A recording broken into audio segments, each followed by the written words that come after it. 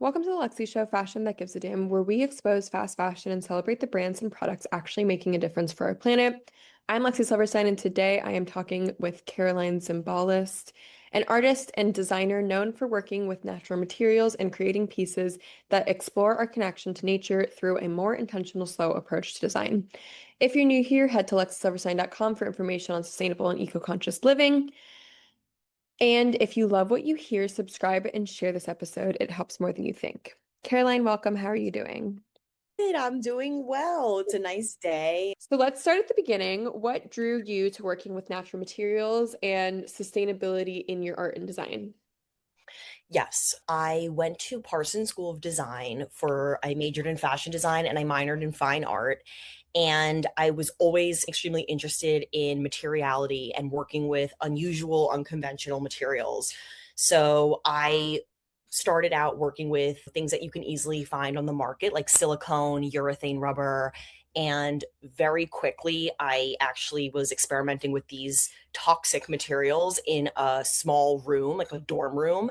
And I basically poisoned myself. So, like, I got silicone poisoning. I was sleeping in the room that I was working in. And there is like small fine print on these things, but they don't really highlight like how dangerous they are to be Yeah. using. There's like students in these like small apartments. So after that was like a pivotal moment where I thought to myself, I'm an artist at heart. I've been drawing, painting, creating my whole life. So how can I experiment or create something that's not using chemicals or not using something that's toxic and I'm going to get sick from it? So I started doing some research, and a professor of mine actually suggested I look into the world of bioplastic. Mm.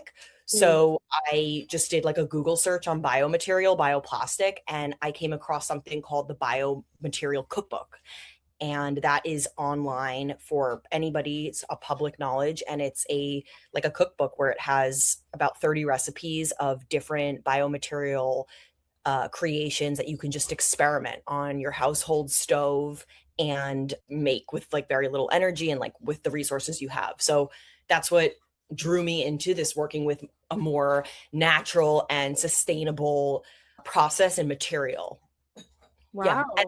And then in addition to that, just being with like living animals now, and you don't want to be working with something that like could be detrimental. Yeah, no, completely. I think that is probably something that other people have experienced where I'm like the little labels of like how this is Yes. harmful is so small. Yes. I feel like that should maybe be bigger. Yes. Yes.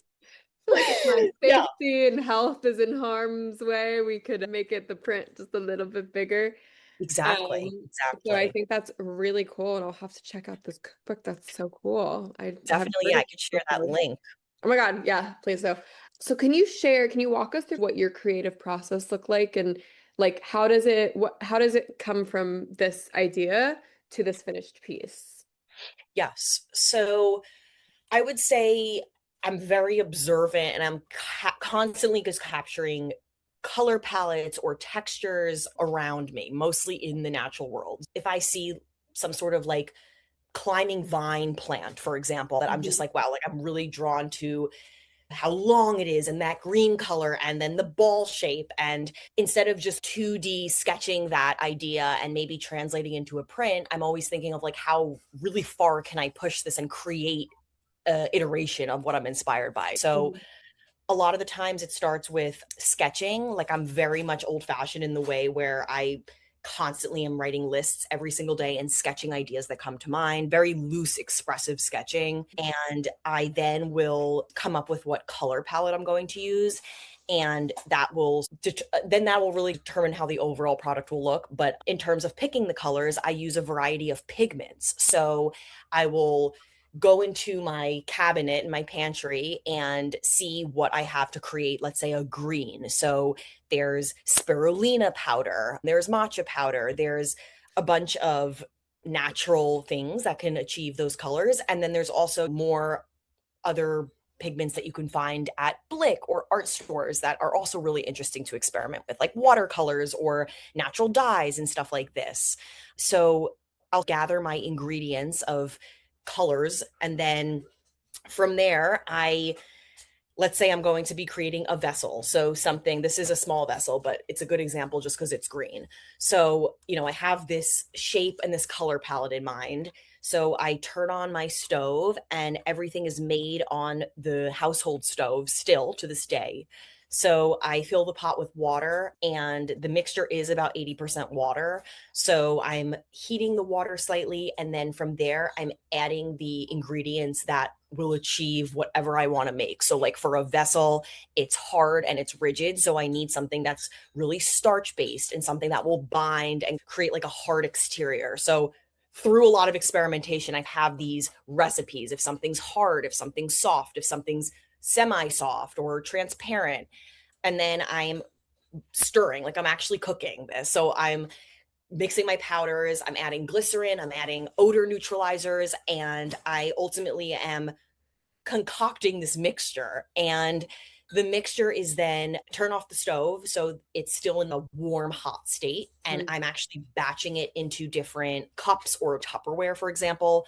And that is how you're able to achieve like a variety of color spectrum. So you can dye one batch like a with a beetroot and get like a burgundy, and then dye the rest different shades of green. So then from there I have my colorations, and I typically let it cool for a bit, but also depending on what you're making, the heat can actually benefit the designs. For example, like if you like similar like cooking, if you're pouring like two hot liquids together, they're just going to like go together versus if you pour one and let it cool and then pour the other, it could layer on top or it can actually create like a nice like color blocking effect.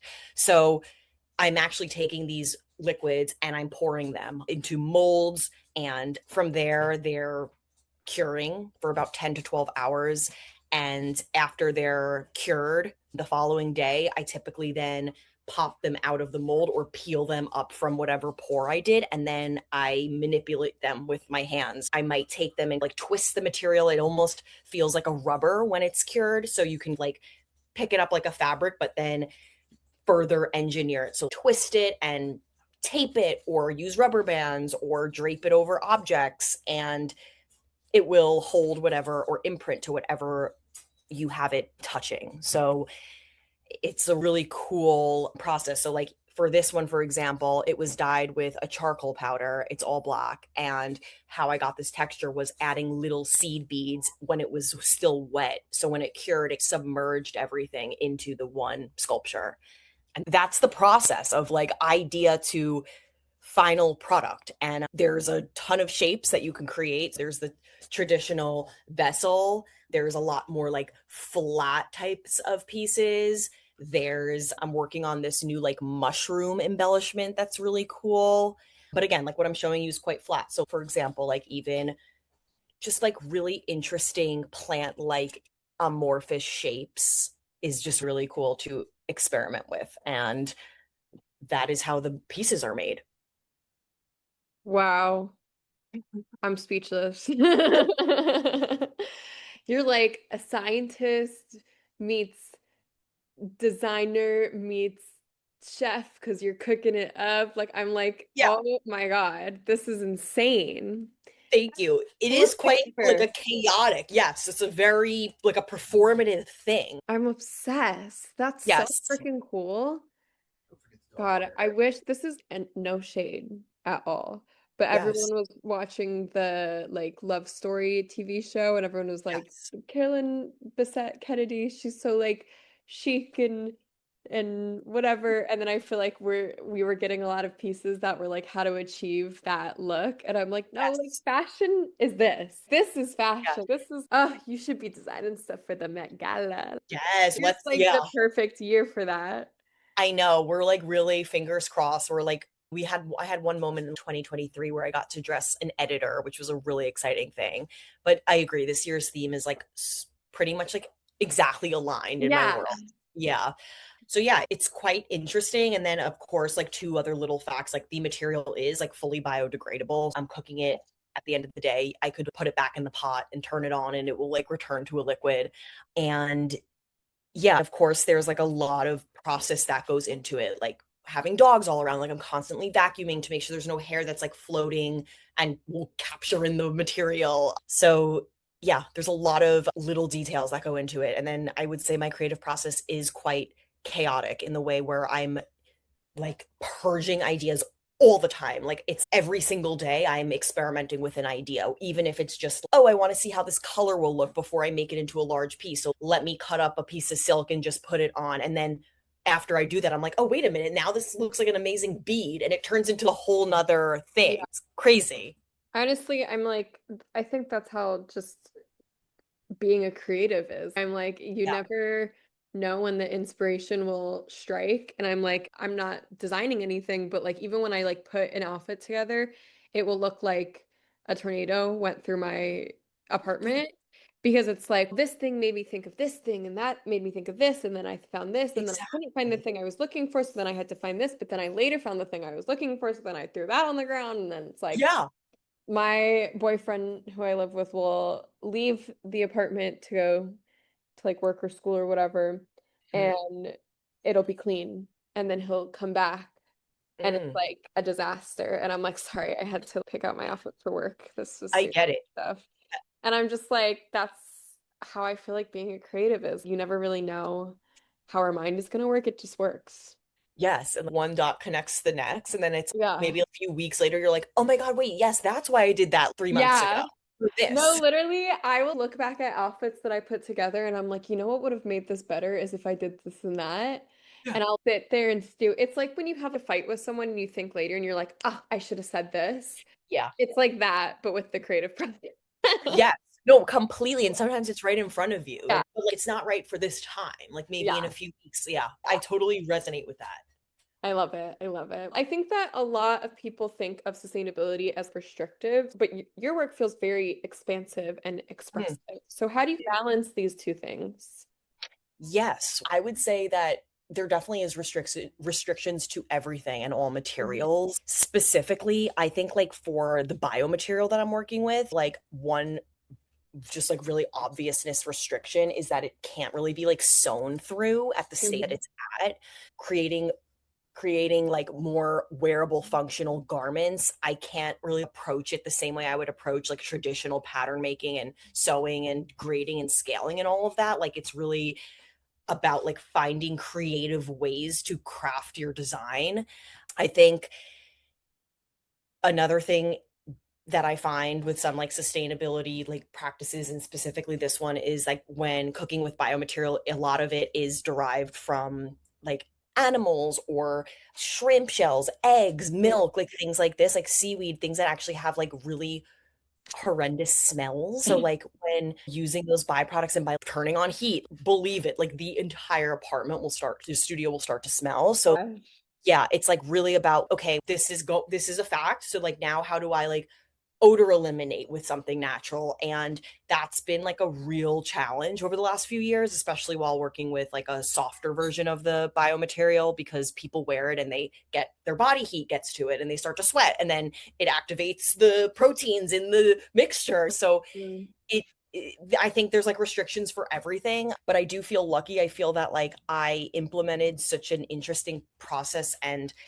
at while I was a student, and I think that's like the best time to do it is like young, where like you're still like so flexible with your ideas and you're like a little bit more open-minded. So you're able to adapt to these ideas better than when you're older and a little bit more like set in your ways. I think all of that tied in is ways that I think like I'm balancing that restrictive, yeah, stereotype of sustainability. Yeah. Yeah, that is so amazing. Sometimes I'm just like, I guess it's like what you were saying, where it's, I guess people are just maybe already set in their ways. But I'm like, Yeah. sometimes it's just, I'm like, blasphemy. The things that I hear about sustainability are like the misconceptions where it's, oh, it's Yeah. boring. And it's like, Exactly. you have your capsule closet or whatever. And it's like, you can only wear nudes and one pair of jeans or whatever. And I'm like, that's one version of sustainability for sure. But then Right. there's what you're doing, and it's sustainable and it's creative and it's colorful and it's beautiful. And it's like, it doesn't have to be what you think it is in your brain. Yes, exactly. And like I even when I started, I felt like, yeah, we're used to these like drab colors and like almost a potato sack looking when we Yeah, think literally. and it's yeah, it's actually so much more than that. And I love to see so many more like designers on such a high level experimenting with like really cool natural materials because I think that's really how it's going to become more mainstream, right? Like I think that's the answer to that. Yeah, no, completely. Oh gosh, I like really need you to work with someone at the Met Gala. But It no, would we're be manifesting. it would be so perfect for so many reasons because like obviously what you're doing is so the theme this year, but then also like to have people be able to talk about what you're Yes. doing and how it's sustainable on such a big platform would be like, oh, so ideal. Yes, yes, I know. I'm like, after this, maybe I have to push an email forward. Yeah. I know. I'm like, who do I know? I'm like, I don't know. I know that she went one year with Stella McCartney, so I don't know if she just like casually goes or if she went because it was with Stella McCartney, but Maya Penn is like a great sustainable advocate. And I know one year she went, and I'm like, I feel like she would be really cool because she's already talking about Okay, sustainability. I'm jotting it down. And then interesting about the whole like, yeah, because Stella McCartney is like one of the leading like sustainable Yeah, like couture voices. yeah, yeah. Okay, interesting. I'm Maya, gonna write that okay, down. I wrote it down. Write that down. Anyways, on that note, on how sustainability is perceived, how do you personally define sustainability beyond maybe just materials or production? Yes, it's a really good question because I always say that like in order to be doing like a sustainable practice, like we truly have to be sustaining ourselves. Like I Mhm. think at the end of the day, like we're also like these creations. And if the art cannot be made without me, so it's like I have to make sure that I am like making sure that I'm in a calm state of mind and like I'm not stressed and all of these things that like will help me do my practice. And I really do think it's like this like idea of like just being like really present and aligned with what you're doing and making sure you're doing it like for you and Mhm. not because of like outside voices because it will just harm yourself and then create more waste, I think, at the end of the Yeah, day. And yeah, then just making sure that you're being grateful for what you have and working with the resources you have and not getting caught up again in a lot of outside, like sustainable, that type of all yeah, of that. Truly like doing what feels right for you and like working with what you have, I think is already sustainable enough. yeah. No, Yeah. completely. That's something because right now we're in Earth Month and I will always notice that so many brands talk about Earth Month and there's so many events all of a sudden for the planet. And I'm like, that is so amazing, great. I totally encourage that to keep happening. But I'm like, guys, we can talk about this all year round. It doesn't just have to be like for Earth Month. And Yes. there's in LA, there's an LA Climate Week. I believe there's a New York Climate Week as well. I don't know if there's a Long Island one, but maybe. But but every time that LA Climate Week comes around, I'm always like I feel like burnt out because I'm like I feel like I feel the need to be going to all of these events because Mhm. there's not always sustainable events happening. And so I want to make sure I'm going to all the ones that are happening. Yes. And then LA Yes. Climate Week will end and I'm just like, oh my God, I like am exhausted and I like am burnt out and I don't want to go to another event ever again. Yeah. And then it's like, And did you even retain any yeah, information? Because you were like, yeah, exactly. yeah. And I'm just like going because I feel like pressure to because there's not always sustainable events to go to. And I care about that and I want to attend them. I just wish that we didn't only have to do them during Earth Month. Um, Yes. That's a really good point. I yeah. completely agree with that. Yeah, and so I'm like this year going into LA Climate Week, I think starts on like Monday. So I was like, this year going into it, I'm going to do my work day, see what happens, and then if I feel up to it at the end of the day, I will then go to the event. But if I Yes. don't go, it's okay. There's no Yes. pressure. It's not the end Exactly. of the world. There's always going to be another LA Climate Week. Like it'll be fine. And I think that is important to remember, especially just in terms of sustainability, because there's always like more that we can be doing, but it's Yes. important to take it one day at a time and be able to sustain it in your own life. Yes, I completely agree with that. There's always, yeah, like even just doing one little thing a day, Yeah, is better exactly. than nothing. Exactly. So how do you think that art and fashion, because I feel like so much of sustainability is like storytelling. Yes. So how do you think art and fashion can influence the way people think about sustainability? Yes, great question. I would say that being like a designer and like being in this like art and in this fashion world, it's I feel that there's many opportunities to dress celebrities or dress like influential socialites or people that have hundreds of thousands of millions of followers and that are so influential to that their followers. I think by like almost using them as a vessel to showcase a sustainable design, like what we were just talking about, like the Met Gala, like how incredible would that be if like be a pen shows up in like a full biomaterial gown, right? And then it's what is that material? And it's instead of looking at it, maybe some people may think of it more like a crafty DIY type of thing or like a not a couture material because of the finishing or whatnot. But it's like, why don't we change our mindset? And then it's, oh my goodness, like wait, that can actually like return to the earth and not go to a landfill and like, that's not going to get tossed in like without all the other thousands of beaded dresses. There's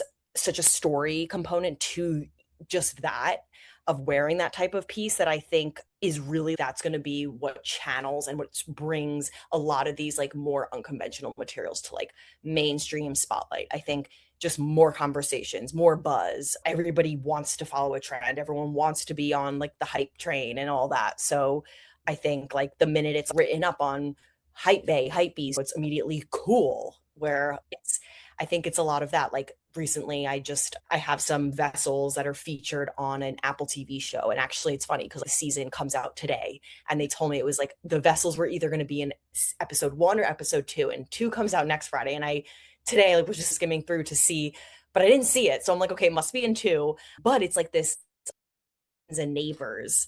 And these pieces of mine are featured in the mansion scene, like a really millionaire mansion. And it's wow, okay, if that's the art that character's investing in, then that's what normal people should be investing in type Yeah. of thing. So it's okay, it creates more buzz, it creates more, I need that. Yeah. Yeah. No, definitely. I Yeah. think we're talking a lot about the Met Gala and stuff, but there's so many things throughout the year. There's like movie premieres and award season and all these things. And I'm always just obviously there's things that us as consumers and individuals can do in our life to be more sustainable. And I always encourage people to do that. But I think when we have these like big time events like the Met Gala and award season and movie premieres, like I would love to see, I think, more of the people that have these huge platforms be talking about these things or have it Yeah. featured in these big things because it's like Billie Eilish is like a great example where it's like she Yeah. is a major star. She is adoring fans who dress like her because they love her so much or Yeah. go to every single one of her concerts because they love her so much. And she's a big advocate for sustainability. And I believe she's a vegan and all those things. And I'm like, when her as a like a big star promotes these things, it makes like all of her fans want to be more sustainable and want to be this. And so I'm like, there's such a big impact that we can have through Completely. like having these things featured and bringing these things and talking to the about these things and just encouraging people to get more involved whatever way they do. No, completely. It's like the trickle down effect. And Yeah, it's yeah, it's if a boss is mean, like all the employees are going to be like mean to each other type of yeah, thing. So it's like exactly. yeah, the same rule applies like for this. And I think it's yeah, it's definitely like one step at a time. Yeah. Yeah, I think Yeah. that's in general an important life lesson, one step at a time. And Agreed. I Agreed. I especially think with sustainability where it's like there's so much pressure to be doing everything where it's just do one thing.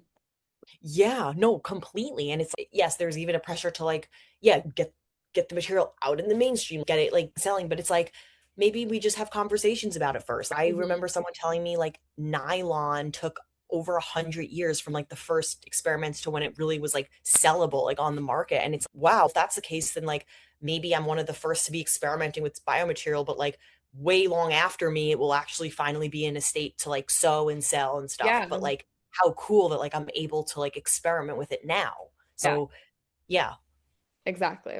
I hope that's the future everyone's working with. I do too. Something like it. Yeah. Yeah. We've talked, I feel like, a little bit about misconceptions, but what's one misconception about sustainable design or slow creation that you wish more people understood? Yeah, definitely. I think that's a great question and kind of stemming from what we spoke about, like this idea that it's boring and it's like not exciting. And even the word like sustainable just has this kind of like connotation around it now. So like Yeah. I feel like it's what people don't like, what really people don't understand is at the end of the day, like a sustainable design is like truly like a hands-on, thought out, intentional creation. And it's like a lot more special and important than like a trendy fast fashion thing. I really think that, and also these people that are they're looking up at garments up close, they're looking at the finishes, they're looking at the craftsmanship that went into it. Like a sustainable design will really reflect that versus something you're finding in these stores where like the yarns are like literally falling apart and like you wear it once and like your BO like stays in Yeah. it forever because it's the cheapest material ever and it's embedded in the fabric. And it's I'm sorry, but like I paid like $50 for this tank top that like I'm really never gonna wear anymore. Yeah, it's like cute, but like I actually rather invest in something that's has this story and I'm able to be like, wow, this is really well made. And then the people that know. So it's almost like that quiet luxury where like you if something's well made on somebody, if it's not. Yeah. So I think that's a lot of the misconception around it. Yeah, completely. I think Yeah. that I feel like the big one is always sustainable fashion so expensive. And I'm like, yeah, okay, like obviously if you're paying for something where someone made it by hand in their kitchen, yes, that's going to be expensive, or every single person on the supply chain is being paid fairly and working in safe conditions and like it's made from a really great material and stuff. Like, yes, like at that point you're investing in quality, but some of the things that we also just do in our day to day are can be considered sustainable and you don't even like necessarily realize that you're doing them. And then Definitely. you were saying like it's just because this term sustainability has become such like a buzzword that you bring it up and people are like, you're gonna Yeah. give me a lecture or something. And I'm like, no, it's cool, guys. Sustainability is Yes. sexy. It really is. And it's funny because it's like I never even at the end of the day, I'm an artist, right? Like I only applied to like design schools and art schools, and I always just knew what I wanted to do. I felt really blessed, but I never was like, I'm a sustainability queen. Like, I Yeah, wasn't like, I'm an art sustainability. It was very much, I'm an artist. And then yeah, like sustainability almost found me yeah, like by almost dying from a toxic material that a lot of artists are using. I yeah. wasn't able to handle it. So then it's like, wow, the sustainability found me, and that was my only route. So it's like now I'm trying to make it as cool as possible.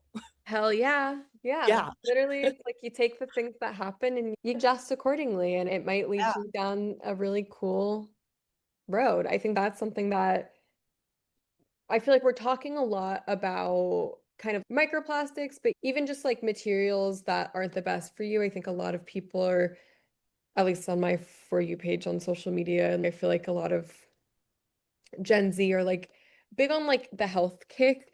So much Yes. of Gen Z are like drinking alcohol or like that's like a big thing right now. Yes. And Like, so I feel like along those lines, people are talking about, oh, the fabrics that make up our clothes and how like polyester and nylon are great, or like maybe they cause you rashes, or maybe the chemicals in your clothes that created the dye that gave it that color are causing you rashes.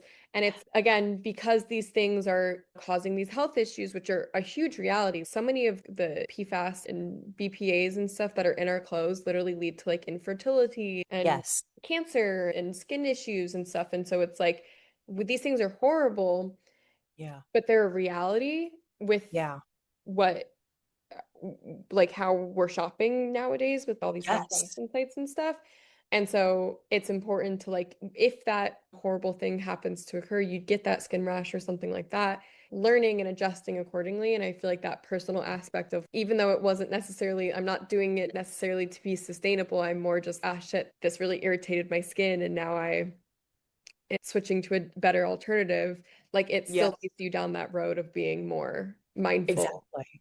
and sustainable. Completely. No, completely. I do think like Gen Z is very much like in tune or in touch with what's going on a little bit more. And people I've heard are like detoxing more, like getting rid Yeah. of like candles and just things that are Yeah. proven to be really bad. So agreed, agreed. Yeah.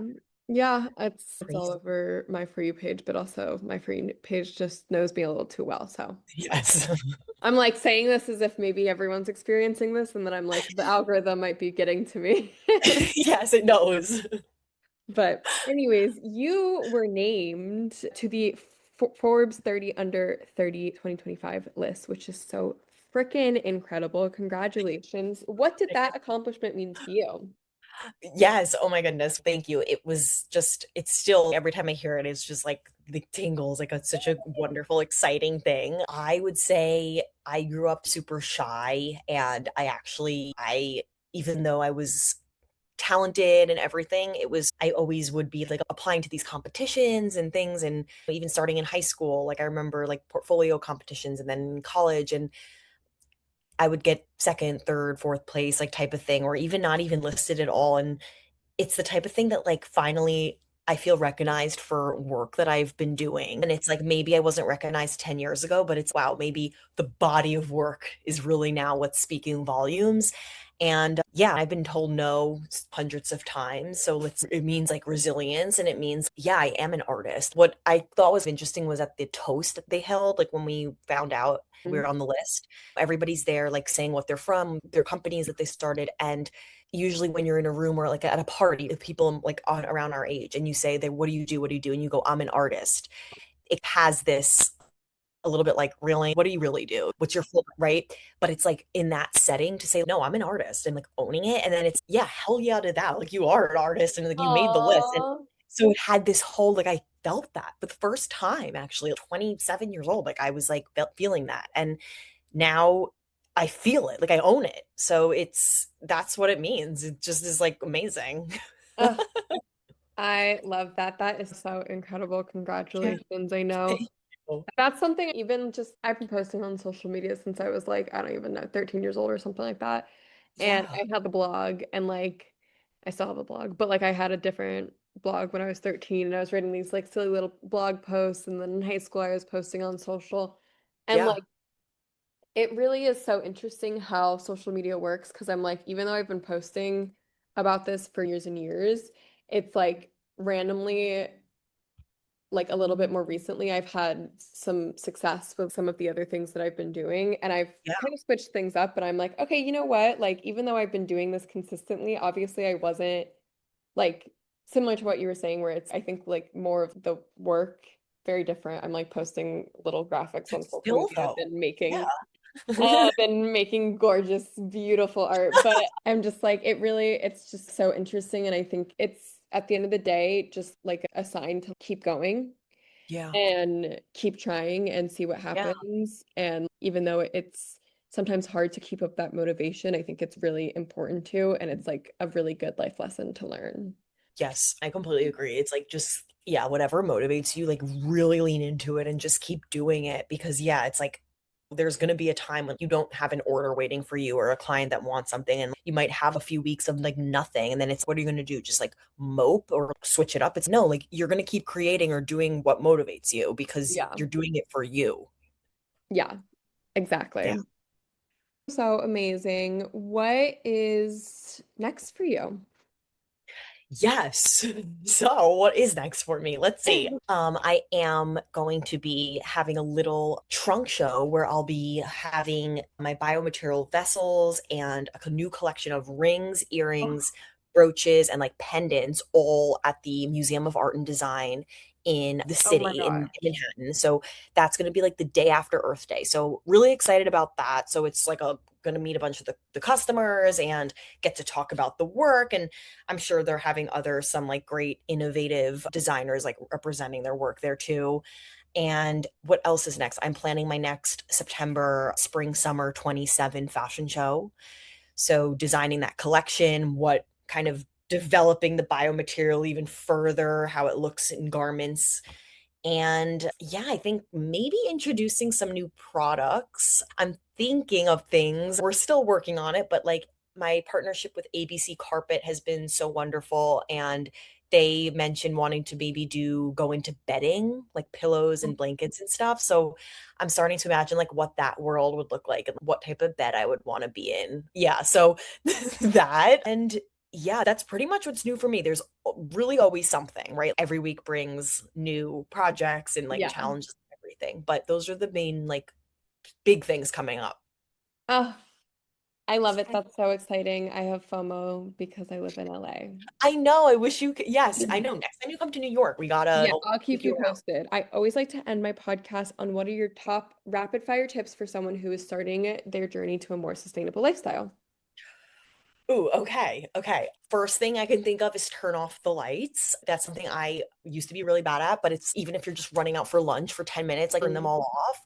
That's one that will also help you financially. Two, Yeah. I would say I think Gen Z is actually pretty good at this, but instead of going out and purchasing something new, and second, probably purchasing something fast fashion and not good Mhm. for the planet, really use your resources of all these amazing secondhand things going on now. There's a new Mhm. app called GEM. There's so many amazing platforms that are like all new that have just secondhand things. It's like, why buy something new when there's so many amazing things that exist?